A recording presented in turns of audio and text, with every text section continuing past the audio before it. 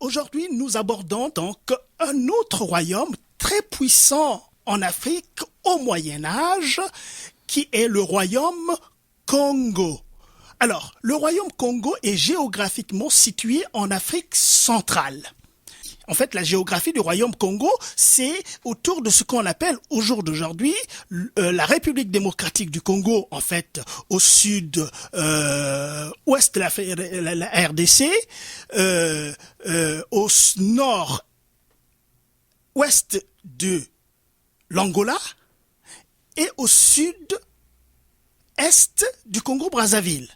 Voilà, c'est cette partie, c'est cette géographie qui constituait le royaume Congo. On parle bien du peuple Congo et de l'ancien royaume Congo qui s'écrit avec un K et qui donc s'étendait de... Donc, qui s'étendait donc avait un noyau dur donc on est en RDC Congo, hein, mais en fait ils font partie d'un autre grand groupe qui sont les Bantous. Et les Bantous qui partent donc du Cameroun, la frontière du Nigeria, hein, jusqu'en Angola. Alors philosophiquement parlant, ils ont une identité commune, hein, donc au niveau de l'approche du monde, de l'univers, de la mythologie. Ils ont aussi au niveau, je dirais, de la syntaxe, hein, le préfixe ba veut dire les, donc en réalité on dit les Bas-Congo, hein, Congo étant singulier, ouais. Bateau, ça veut dire les hommes. Et on ceci de particulier que pas mal de ces sociétés sont matrilinéaires, c'est-à-dire que l'héritage passe par les femmes. Maintenant, il y a eu le royaume lui-même qui a été, je dirais, à la rencontre avec les Portugais, qui a été vraiment quelque chose d'extraordinaire, hein, au niveau de l'évolution peut-être des sociétés, sur le plan politique, de la rencontre Afrique-Europe. Et là, ça a été vraiment le noyau, hein, je dirais, de l'implantation de ces Portugais, d'une rencontre et aussi de drame. Hein, car le roi se trouvait au centre du royaume et les Portugais arrivent sur la mer. Avant qu'il voie les Européens, il entend parler d'eux. Il sait déjà qu'il y a des relations commerciales et il va y avoir après, je dirais, une évolution peut-être vers le bien, vers le mal, je sais pas, hein, de la société Congo qui va être complètement déstructurée après, hein, et pour finir au niveau de l'esclavage, car il y aura, on dira bien plus tard qu'il y aura deux groupes, le groupe, je dirais, d'Afrique de l'Ouest avec les Yoruba et les peuples bantous qui viennent, en fin de compte, énormément du royaume Congo. Donc là, on peut dire qu'il y a une profondeur historique qui partira du 15e siècle. À partir de 1482, à l'embouchure du fleuve Congo. Du fleuve Congo, il y a une île qui est là, qui s'appelle Boulambemba. Et cette île n'avait pas attiré l'attention des explorateurs. Mais déjà en 82, Diego Cao avait fait connaissance de la région.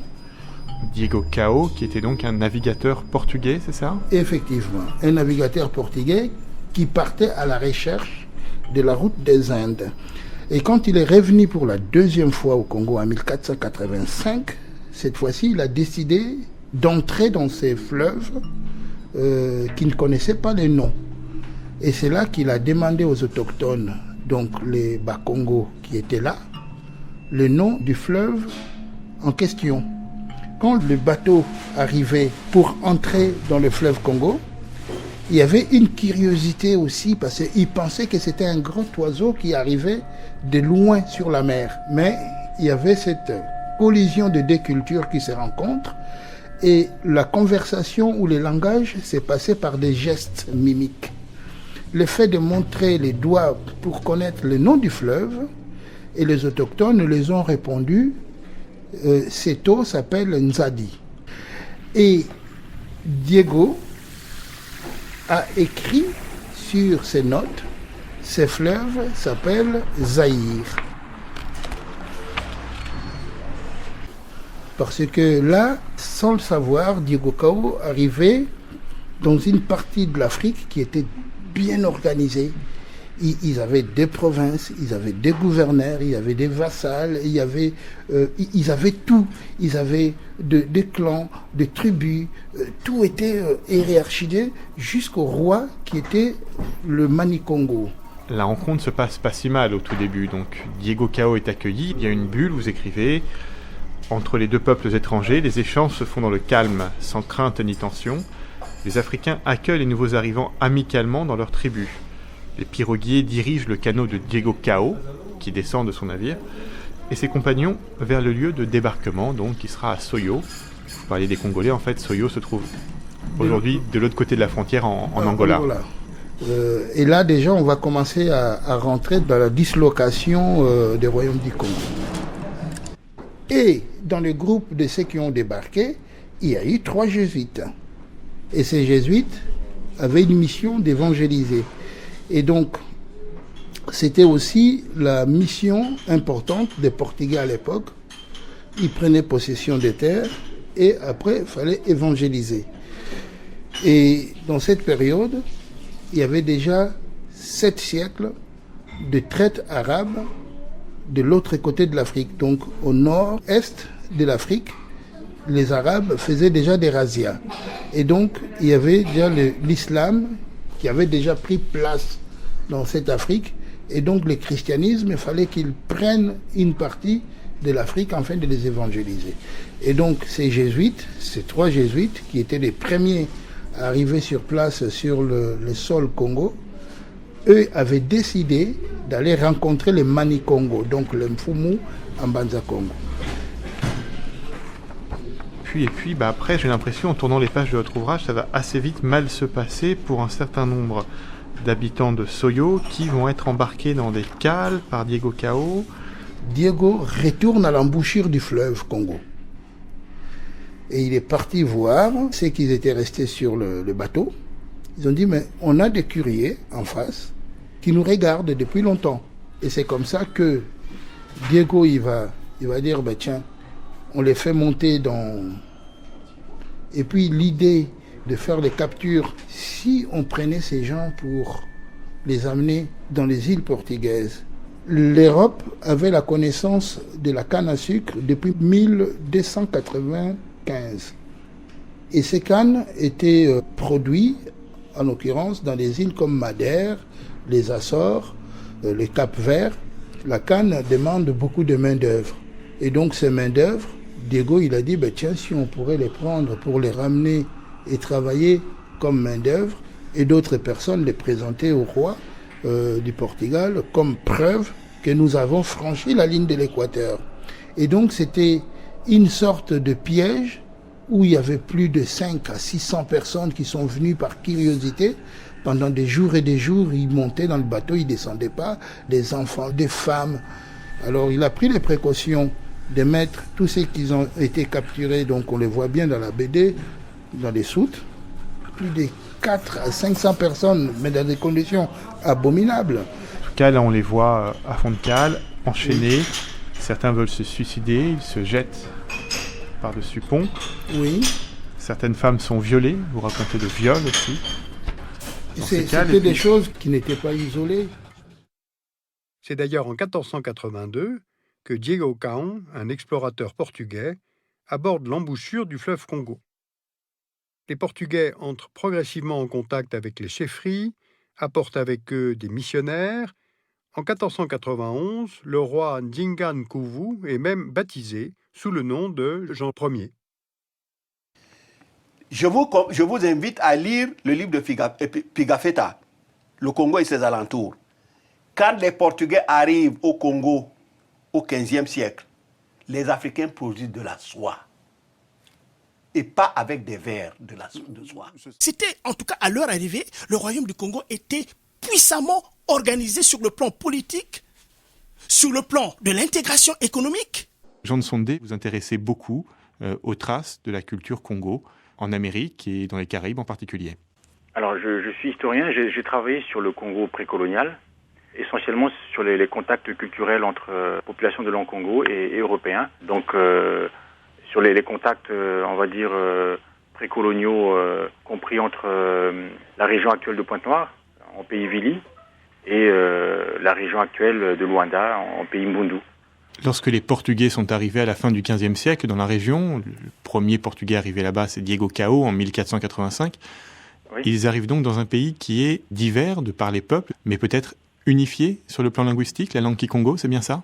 Disons que historiquement, d'après les sources dont on dispose, on peut affirmer avec certitude que à une certaine époque, peut-être pas au moment où les Européens arrivent, mais à une certaine époque, peut-être 1 ou 2 siècles avant, toute la région comprise entre le pays Vili, la région de Pointe-Noire, et le pays Mbundu est sous le contrôle politique, ou du moins reconnaît l'autorité du Mbanza Congo, du Mani Congo, du Congo. À l'époque, et peut-être même jusqu'à aujourd'hui, qu'est-ce qui fait l'unité culturelle de tous ces peuples? Qu'est-ce qui fait l'unité de la culture Congo finalement? La première unité, c'est la langue. C'est-à-dire que la langue Congo, que ce soit chez les Vili, ou chez les Congos d'Angola, ou au Congo-Brazzaville, ou en République démocratique du Congo, les peuples qui parlent des variantes régionales ont un fond lexical commun de facilement 80%.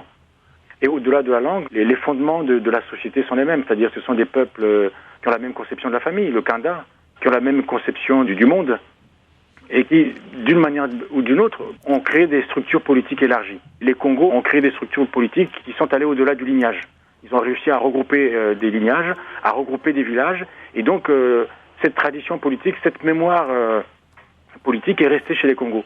Par exemple, dans le fonctionnement quotidien, quand des Congos doivent régler une question qui concerne leur famille ou un groupe de famille, ils se réunissent systématiquement, et donc ils créent une espèce d'assemblée qui délibère, au cours de laquelle on règle donc les problèmes essentiels. Donc il y a une capacité spécifique chez les peuples Congo à fédérer politiquement et à créer des entités politiques autonomes. C'est une tradition politique. C'est-à-dire que la société civile, par exemple, l'exercice de la démocratie, l'exercice du débat démocratique, c'est un apprentissage. Et il se trouve que par leur histoire, au cours des siècles, les Congos ont toujours exercé cette capacité-là. Vous voyez? Alors, donc, ils découvrent la capitale de ce royaume qui était composé de 6 grandes provinces. Et les 6 grandes provinces sont le Soyo, le Pangou, le Pemba, le Mbata, le Mbamba et le Ntsundi. Voilà ces 6 provinces qui font l'armature, qui font la quintessence même du royaume Congo, mais autour desquels, évidemment, il y avait aussi des royaumes vassals. Vous vous rappelez quand on abordait les autres royaumes? Il y a toujours des royaumes vassals. Et on verra que le royaume, à la fin, le royaume du Congo aussi va devenir un royaume vassal vis-à-vis du Portugal. Parce que les Portugais auront exercé une influence avec la force des armes et tout cela, ont exercé une influence sur le royaume Congo jusqu'à finalement sa déchéance. Et et les Portugais ont régné en maître dans le royaume du Congo. Avec Sao Tomé, l'île de Sao Tomé, constituée comme un port d'esclaves. C'est là, évidemment, qu'on allait, n'est-ce pas, ramasser les esclaves à l'intérieur des terres, on les regroupait là pour les envoyer, n'est-ce pas, aux Amériques. Donc, le roi Congo, donc le moine Congo, écrit une lettre qui est disponible, qui a été trouvée dans les archives, je vous ai dit, je vous donne les sources. Il écrit cette lettre, elle est datée du 6 juillet 1526. Il envoie à son frère, il appelait son frère Dom João III, roi du Portugal. Qu'est-ce qu'il dit dans cette lettre? Chaque jour, les marchands enlèvent nos sujets, enfants de ce pays, fils de nos nobles et vassaux, même des gens de notre parenté. Cette corruption et cette dépravation sont si répandues que notre terre en est dépeuplée. Pour éviter cet abus, nous n'avons besoin en ce royaume que de prêtres et quelques personnes pour enseigner dans les écoles et non de marchandises, si ce n'est du vin et de la farine pour le saint sacrifice. Son frère en Christ.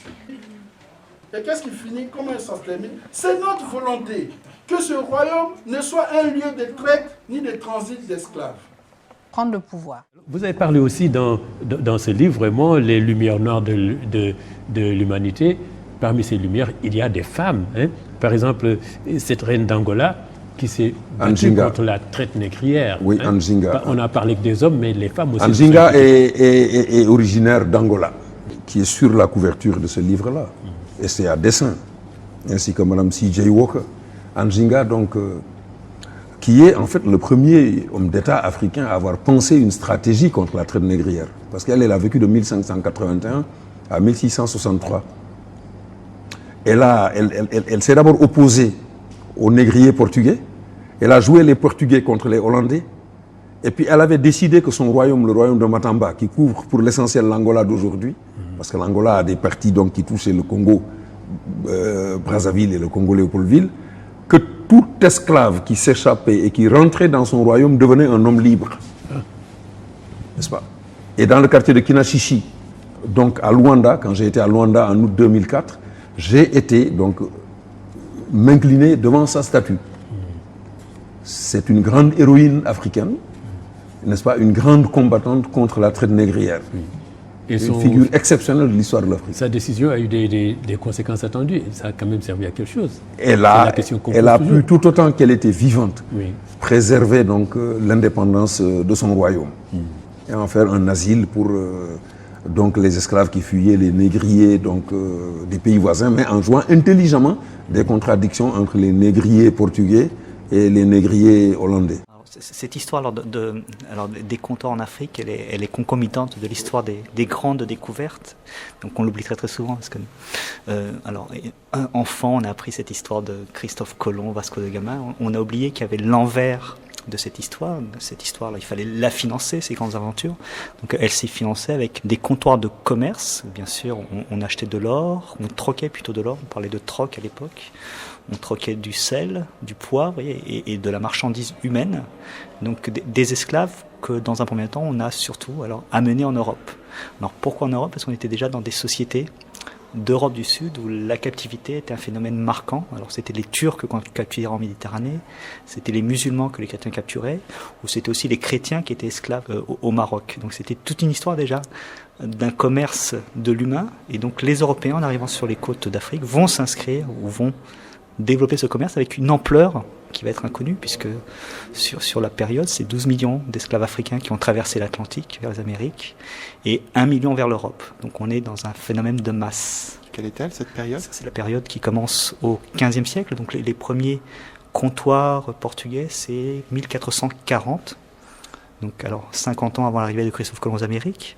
Alors, la traite, qui va se poursuivre par une traite illégale, finit à la fin du XIXe siècle. Donc, c'est une histoire très récente. Et au Brésil, il y a encore des gens qui ont connu des ancêtres esclaves. Justement, XVIIe siècle, XVIIIe siècle, on est là dans la grande période de la traite à Nantes, Antonio de Almeida Mendes.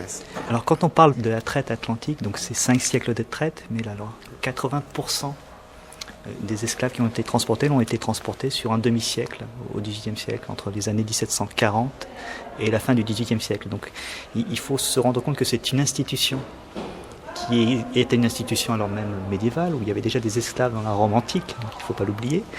Mais la traite, en tout cas l'imaginaire qu'on a aujourd'hui, c'est-à-dire ces esclaves enchaînés à fond de cale, cette image dramatique, cette image inhumaine, c'est-à-dire que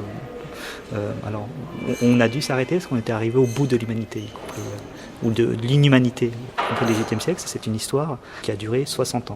Le Brésil semble avoir une place importante, en tout cas. Et le Brésil, évidemment, c'est un pays très très très peuplé aujourd'hui. Donc probablement beaucoup d'esclaves y ont débarqué, c'est ça?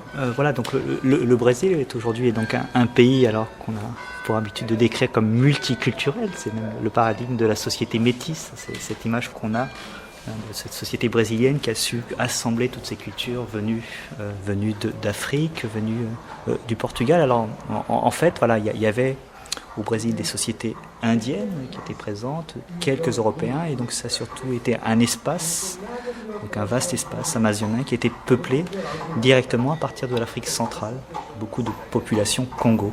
Pourquoi population Congo? Parce que bien sûr c'était au XVIIe siècle qui est la période de développement économique du Brésil, avec cette plantation aussi sucrière. Donc les puissances européennes étaient installées dans le golfe de Guinée. Et donc il va y avoir le même commerce de droiture. Alors là, cette fois-ci, pas entre l'Europe et les Caraïbes, Saint-Domingue, mais là, directement entre l'Afrique centrale, tous ces comptoirs d'Afrique centrale, et le Brésil.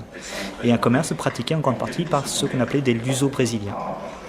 C'est-à-dire généralement deuxième ou troisième génération d'esclaves qui eux-mêmes se sont intégrés dans ce commerce. Alors qu'il faut dire, peut-être que ça peut paraître choquant aujourd'hui, qui était un commerce à l'époque totalement légal.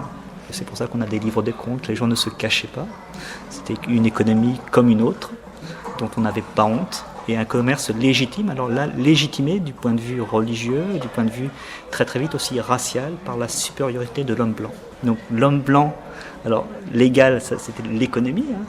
La rentabilité rendait ce commerce légal. Il fallait de la main-d'œuvre, et la seule main-d'œuvre qu'on pouvait trouver bon marché, c'était des esclaves africains.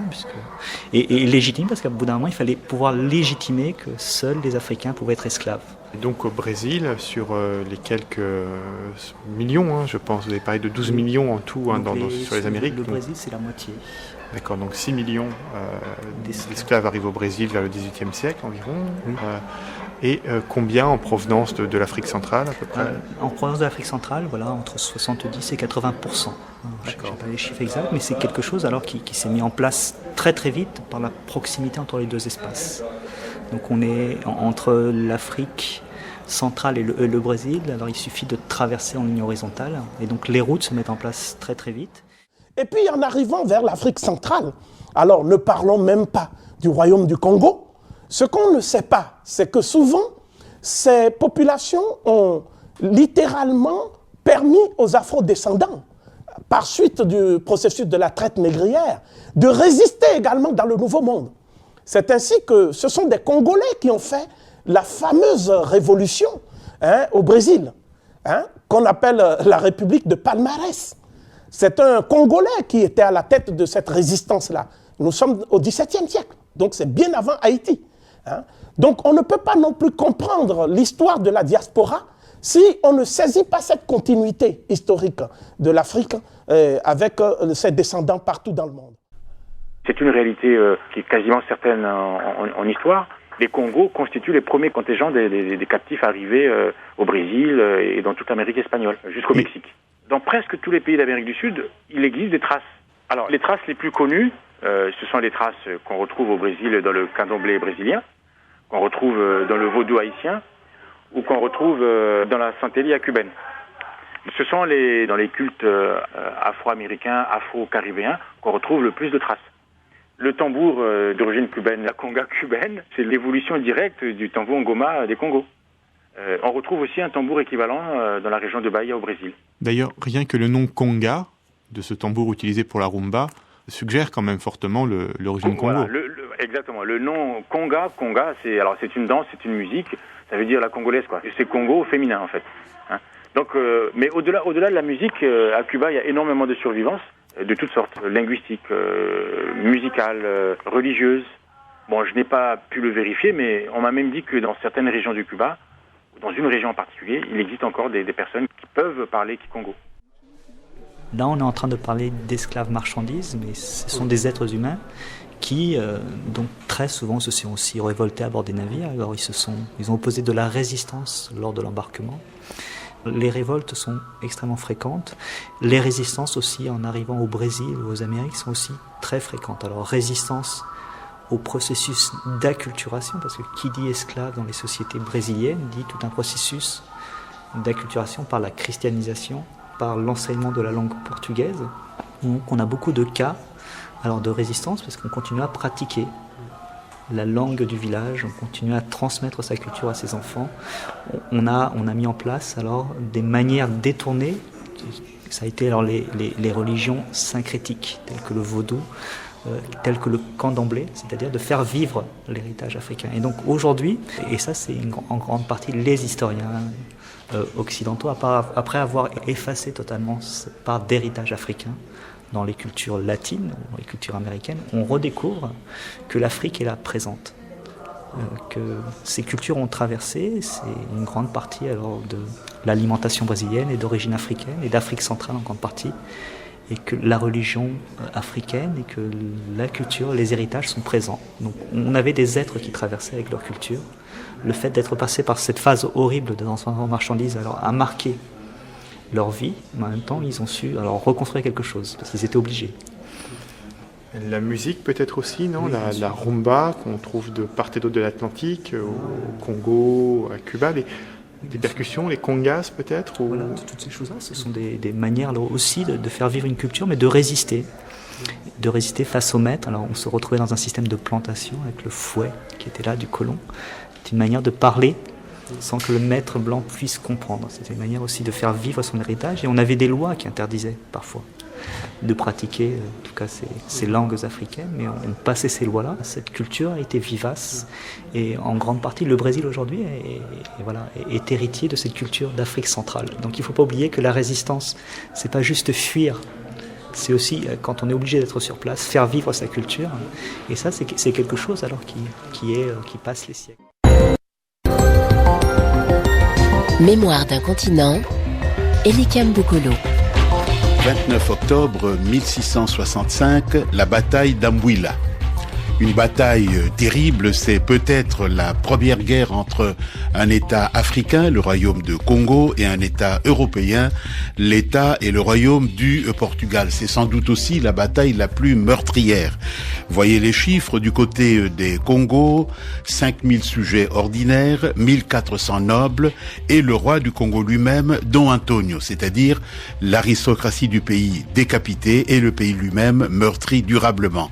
Du côté des Portugais, qui n'avaient affiché que 360 personnes, presque pas de morts, tant ils étaient armés. Professeur Pamphile Mabia Lamantouba, vous êtes professeur d'histoire à l'université de Kinshasa, où vous dirigez aussi le département d'histoire. Nous sommes ici, le lieu où a eu la bataille, où ont lieu les batailles d'Ambwila. Nous avons visité ces différents lieux où il y a eu visiblement pas une bataille, mais une succession de batailles. On parle beaucoup de lieux de mémoire. Que pensez-vous qu'on peut faire pour que ce lieu devienne un lieu de mémoire et pourquoi doit-on le faire ? Pour quelle raison? Parce que d'abord, c'est Ambwila, la bataille de 1665, est une bataille qui pose le problème des relations entre l'Europe et l'Afrique. Et Ambwila témoigne du fait que c'est un lieu de mémoire important parce que l'histoire se joue ici, c'est l'histoire de la longue durée qui commence ici, l'histoire des relations de l'Europe avec l'Afrique, qui sont souvent des relations basées sur la lutte d'intérêts. Et ici, la guerre a été livrée au nom de la prise de possession par les Portugais des ressources minières, qui à l'époque le cuivre et le fer. Et donc, il y a eu bataille et les Africains, depuis toujours, n'ont jamais été des acteurs historiques passifs, mais plutôt des acteurs historiques qui ont voulu chaque fois, à l'arrivée des étrangers, défendre leur terroir, défendre la terre de leurs ancêtres et aussi défendre leurs richesses. Après avoir gagné la bataille, les Portugais ont installé en ce lieu le bureau de leur administration. Le roi a été décapité et les Portugais ont installé ici un lieu pour l'administration. En face, un hôpital. Le site d'Ambwila, évidemment, a une importance stratégique tout à fait décisive. Une fois la bataille terminée et le royaume du Congo décapité, les Portugais ont contrôlé le territoire de manière à éviter toute velléité d'insurrection ou de révolte. Un Congo qui ne peut pas exercer sa liberté de parole, sa capacité de débat, c'est un Congo frustré. Là aussi, grande particularité des Congos, la résistance ne se traduit pas forcément de manière matérielle. La première résistance, elle est spirituelle. C'est-à-dire qu'au cours des siècles, au cours des 5 derniers siècles, on peut trouver énormément d'exemples de créations spirituelles, magiques, qui traduisent cette capacité de résistance. C'est-à-dire que face à un dysfonctionnement du monde, les sociétés Congo ont toujours été capables de créer des procédures, des outils d'adaptation, en tout cas des outils d'explication. Donc, par exemple, au XVIIe siècle, il y avait la secte des Antonins, avec Kimpavita. C'était un mouvement, un mouvement syncrétique qui associait donc des éléments chrétiens et des éléments Congo, et qui, pour faire simple, qui renversait un peu la logique chrétienne, c'est-à-dire que au lieu que les saints soient blancs et que la hiérarchie soit blanche, là, c'était les Congos qui étaient au centre du dogme, avec une appropriation de la logique du discours du peuple élu. Donc, au lieu que le peuple élu soit les Hébreux, là, c'était les Congos. On retrouve d'ailleurs ce discours-là dans des mouvements religieux actuels en RDC, au Congo-Brazzaville. Est-ce que la figure de Simon Kimbangu fait partie de ces mouvements aussi qui remettaient, comme vous l'avez dit, le peuple Congo au centre de l'espérance, du messianisme chrétien ou autre? Oui, parce que Simon Kimbangu, c'est un lettré aussi quand même, un catéchiste.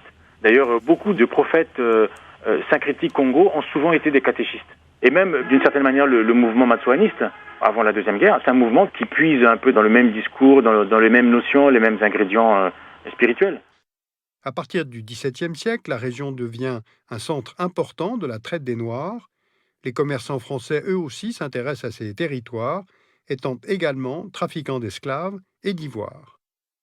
Au tournant des XVIe et XVIIe siècles, le Portugal fonde sur les côtes africaines des comptoirs qui deviendront les villes de Luanda et Benguela, puis des points de départ pour la traite d'esclaves vers le continent américain et les Caraïbes.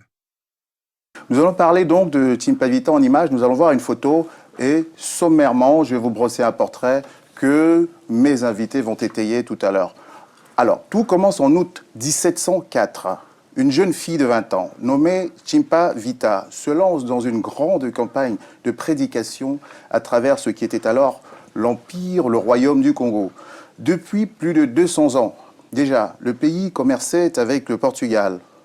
Tout commence au début, au commencement de cette arrivée portugaise, c'était en 1482, lorsqu'un navigateur portugais nommé Diego Cao découvre un vaste empire au centre de l'Afrique. Il rencontre le roi Nzinga Nkuvu un an plus tard. Ce dernier se convertit au catholicisme en 1490. C'est allé très vite, 8 ans à peine. Son petit-fils, Lukeni Loi Nzinga, fut envoyé au Portugal et devint le premier évêque africain de l'Église catholique sous le nom de Henrique. C'est donc dans un contexte de christianisation à outrance, de commerce, de traite négrière, de déstabilisation de l'État congolais et de ses mœurs qu'une jeune fille se soulève de 20 ans et puis elle décide de restaurer la monarchie dans sa légitimité. Nous sommes en 1704. On insiste sur la date. Car depuis 1678, c'est-à-dire pendant à peu près 40 ans, et ce, pendant près de 40 ans, le royaume est plongé dans une guerre civile et une guerre de succession, disons ça, parce que l'Empire du Congo, c'était plusieurs empires, on va dire, fédéraux qui s'étaient réunis autour de la capitale Mbanza Congo, qui signifiait le nœud du pays, finalement. Il n'y a pas meilleure signification pour parler d'une capitale. La capitale est abandonnée par le souverain légitime. Et c'est à sa recherche que va Timpavita. Elle tente de réconcilier les deux régents, parce qu'il y en avait deux qui se disputaient le trône. En 1706, elle met au monde un garçon, né d'une union avec son fidèle lieutenant, Jean, puisqu'ils avaient été christianisés.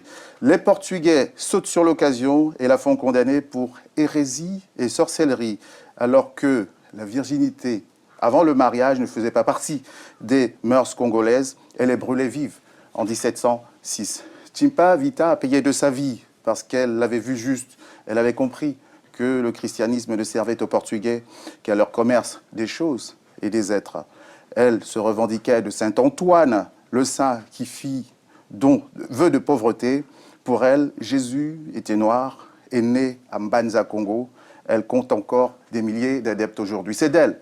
C'est de cette femme qu'on va parler ce soir en compagnie, je vous la présente maintenant, de Madame Sylvia Serbin, incontournable. Bonsoir. Bonsoir. Vous êtes l'auteur d'un livre qui est passé par cette région-là. Reine et héroïne d'Afrique, c'est le livre majeur. Je tiens à donner le titre exact, c'est Reine d'Afrique et héroïne de la diaspora noire. Très bien, voilà. Très bien. On a pris un raccourci, vous nous pardonnerez. Qui était cette jeune femme, Timpavita, de 20 ans? D'où venait-elle? Quel était un petit peu le milieu dans lequel elle a grandi? Oui, auparavant, je pense qu'il faut peut-être revenir un peu sur le contexte de l'époque. Vous l'avez dit, les Portugais donc, sont installés au Congo et ils ont établi des relations surtout avec l'élite citadine et avec les dirigeants, avec le pouvoir politique. Donc, ils sont les conseillers des rois et en même temps, ils font du commerce, notamment de négrier, de la traite négrière, auquel participent malheureusement certains rois du Congo. Et pendant ce temps, la deuxième chose qui se passe, c'est que, comme vous l'avez dit, le royaume est très étendu et il y a énormément de princes qui dirigent leur province.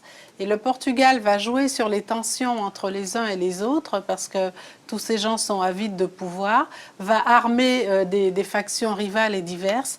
Et très vite, le Congo tombe dans une guerre civile où la population se retrouve complètement désemparée.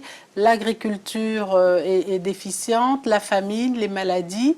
Et le peuple ne sait plus à quel saint se vouer pendant que les princes et le roi s'amusent à guerroyer. Donc c'est dans ce climat de tension extrême qu'apparaît cette jeune fille qui est christianisée, puisqu'elle fait partie d'une élite provinciale, puisque tous ceux qui étaient christianisés, c'était des gens de bien, d'origine Bakongo. Et donc, elle s'appelle, son nom de baptême, c'est Béatrice. Voilà, on l'appelle Donna Béatrice après. Donc, cette jeune fille, ce qui est étonnant d'ailleurs, et c'est pour ça que son personnage est intéressant, c'est de voir comment une jeune fille que rien n'avait préparée à devenir une espèce d'héroïne charismatique, se lève un jour et se dit ça suffit. Et pour justifier un peu peut-être cette volonté qu'elle a de restaurer la dignité, la souveraineté de son peuple, elle dit qu'elle a rêvé et qu'elle a eu des songes et que Saint Antoine lui est apparu en songe et que c'est elle qui a été désignée pour essayer d'obliger le roi à reprendre son pouvoir, à éloigner les Portugais qui font tant de mal au pays, et afin que le pays se réunisse et retrouve la paix. Justement, ce pays, ce royaume du Congo, il naît à peu près à partir de quel siècle? Et puis son étendue et son organisation politique, c'était quoi le royaume du Congo? Alors c'est un des plus anciennes, des plus grandes et anciennes entités d'Afrique centrale. Donc son étendue, ça englobait l'Angola d'aujourd'hui, la République démocratique du Congo, ex-Zaïre, la République Congo-Brazzaville, voilà. Aussi Gabon, une partie du Gabon et probablement du Cameroun de la côte. Voilà, c'est possible parce que c'était vraiment des entités très importantes et qui n'avaient pas vraiment un pouvoir centralisé. Donc il y avait un certain nombre de représentants de la monarchie qui dirigeaient toutes ces provinces éloignées, parce que je me souviens plus de la superficie de l'époque, mais c'est vraiment que d'ailleurs aujourd'hui la RDC souffre aussi de cette espèce d'étendue qui fait qu'il y a des espèces de résurgence et de velléité de faire sécession un peu partout. Je ne crois pas que ce soit l'étendue de la RDC qui pose problème, mais la façon dont cette étendue est gérée. Les États-Unis sont bien plus grands. Oui, non, c'est pour dire que ce n'est pas un pouvoir centralisé par nature, hein, parce qu'il y a eu des États très centralisés qui ont su résister. Quand je vois le royaume aussi, par exemple, au Burkina Faso, qui a maintenu sa souveraineté pendant plusieurs siècles, qui est moins étendu, mais qui a maintenu sa souveraineté jusqu'à la conquête coloniale. Donc il y a certaines traditions comme ça qui font que... Ils avaient moins de richesse peut-être aussi. Oui, ils ont attiré moins de convoitises. Alors c'est vrai que, alors je ne sais pas, en termes d'organisation, moi ce que je me suis laissé dire, c'est que c'était aussi un royaume très organisé. Et que les Portugais, enfin les Européens, à leur arrivée, ont été très impressionnés par l'organisation, il y a la hiérarchisation, bien qu'éclatée, bien qu'étendue du royaume, enfin de l'Empire. Et c'est ça qu'ils vont essayer justement de casser en essayant d'attiser les rivalités, en faisant distribuer des armes aux uns et aux autres. Et une fois que tous ces gens avides de pouvoir ont des armes modernes entre les mains, c'est là où la guerre civile va éclater, où les tensions vont se raviver entre les uns et les autres. Et puis il faut dire que c'était un royaume où le commerce était très développé. Vraiment, ils vivaient très prospère et qui avait énormément de richesses qui a tout de suite attiré les pays européens. On observe aussi la puissance de l'instrument de la christianisation, parce que c'est ça qui permet finalement le contact et puis de capter les esprits, de se répandre très rapidement. C'est d'une puissance.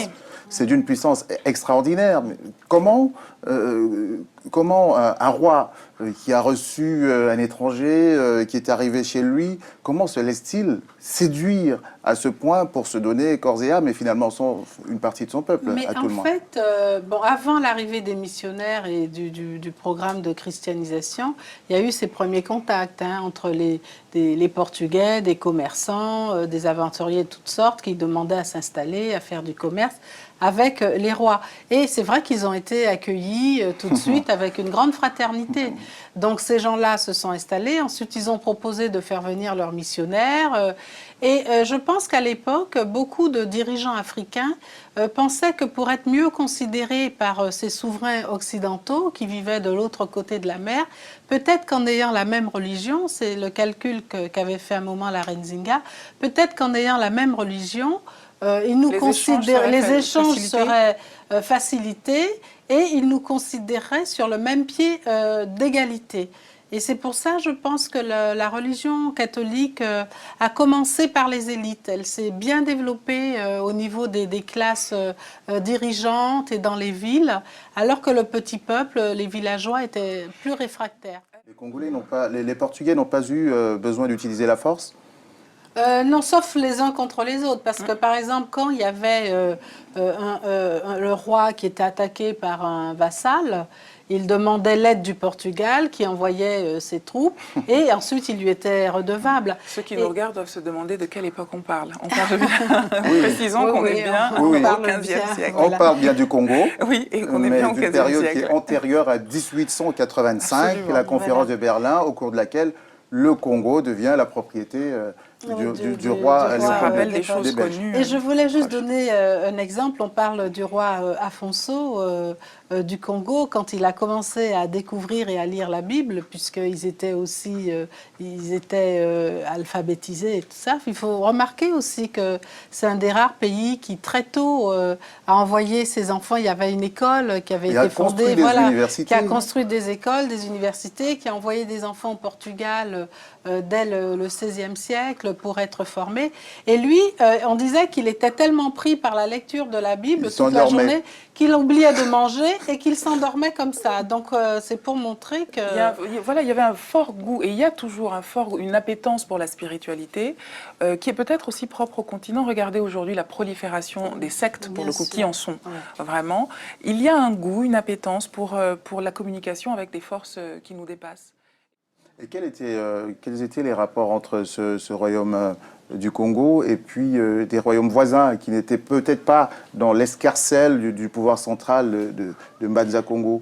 Disons qu'il y a surtout le royaume de Ndongo qui allait devenir l'Angola, qui était une ancienne province du Congo et qui a pris son indépendance, enfin qui s'est battu contre le roi du Congo. Et contre le Mani-Congo, et qui a réussi à gagner, à vaincre, et qui a pris son indépendance. Pourquoi? Parce que l'Angola a été le pays africain qui a été le plus saigné par la traite négrière. Et donc le Congo avait autorisé les Portugais à créer une esclaverie, comme on dit maintenant, à Luanda. Mais les Angolais eux-mêmes, enfin les gens du Ndongo, n'avaient pas eu leur mot à dire. Et quand ils ont compris que les Portugais s'installaient pour saigner leur pays, ils se sont lancés dans une résistance et une révolte qui allait durer plus d'un siècle. Mais pour revenir à Kimpavita, je pense, puisqu'on parlait de spiritualité, d'église, je pense justement qu'elle a utilisé une église pour faire passer son message. Parce qu'elle était christianisée, elle savait lire, et elle a vu dans la Bible que ce qu'on enseignait, c'est-à-dire la fraternité, les belles paroles, que le Christ est tout le monde, ça ne s'appliquait pas aux Africains, que les Blancs et les missionnaires aussi faisaient des différences. Et eux-mêmes, ils participaient à l'esclavage, puisqu'ils avaient des intérêts dans des compagnies, dans des... voilà. Aussi, voilà. Donc, elle a très vite compris, et ce qu'elle a voulu faire, c'est créer une dissidence, une église africaine, mais avec un certain nombre de valeurs chrétiennes, où elle disait, il n'y a aucune raison que le Christ soit blanc, il peut être noir aussi. Et que dans le ciel, les anges ne sont pas que blancs, que nous aussi, nous pouvons devenir des anges dans le ciel. Donc, dites ça à une population en détresse et vous l'avez avec vous. Et c'est pour ça qu'elle a réussi à lancer cette croisade qui l'a menée jusqu'à San Salvador, enfin, Mbanza Congo, en 1704.